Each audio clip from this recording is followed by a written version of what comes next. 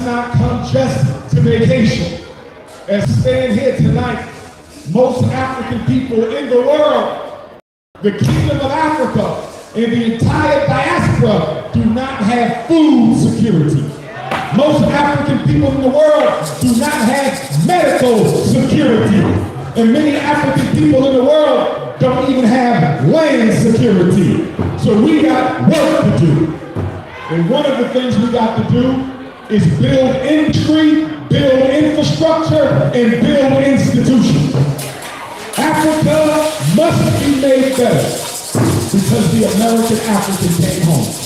Africa must be made better because the Caribbean African came home. Africa must be made better because the South American African, the Canadian African, the Central American African, the European African, the Australian African came home.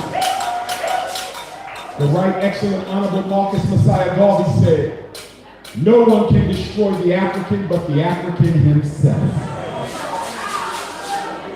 Mr. Garvey said that if black men and women are not careful, we will drink in all the poison of Western civilization and we will die from the effects of it.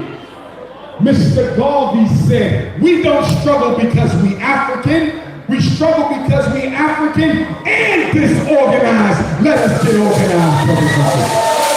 Let us get organized. The job of the diaspora African, the job of the repatriate African is to bridge our people around the world. You know, life expectancy in Ghana is about 66 years old. Osajifo Dr. Kwame Nkrumah joined the ancestors at about 62 years old. So in 50 years, the life expectancy in Ghana hasn't grown but a few years. That means we got work to do.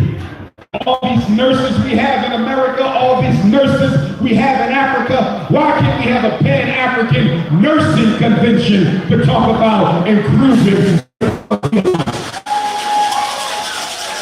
As I travel the world, wherever I go, there's 5 things I see everywhere. I don't care if I'm in Ghana, I don't care if I'm in Nigeria, I don't care if I'm in Malawi, I don't care if I'm in Gambia, I don't care if I'm in London, I don't care if I'm in Philly, I don't care if I'm in Brooklyn, I don't care if I'm in Jamaica, I don't care if I'm in Guadeloupe. What are the 5 constants of African people? Number 1, white Jesus. There is no psychological freedom for African people as long as your deity looks like your enemy. Until your deity no longer looks like your enemy, you are not free. Nothing wrong with being a Christian. Mr. Garvey was a Christian. Nothing wrong with being a Muslim. Ahmed Sekou Touré of Guinea was a Muslim. But the images of your deities must look like yourself. And everywhere in the world, black people are still raising their children on a diet of Caucasian divinities. We have to change that. Number 2, too many single black women. Brothers, we got to get married.